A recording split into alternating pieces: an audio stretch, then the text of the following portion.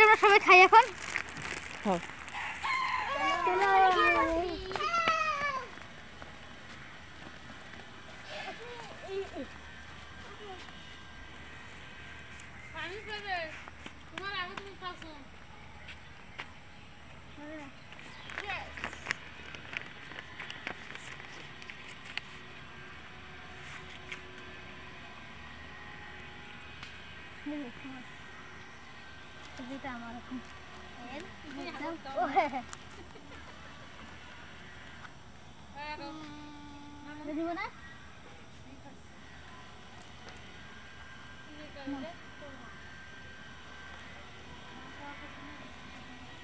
এটা আবার রাখে দিলাম আমাদের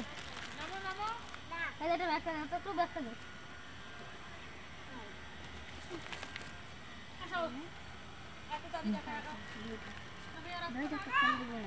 গাইজ একসাথে খেলে প্রতিটি অংশে অনেক মজা হয়।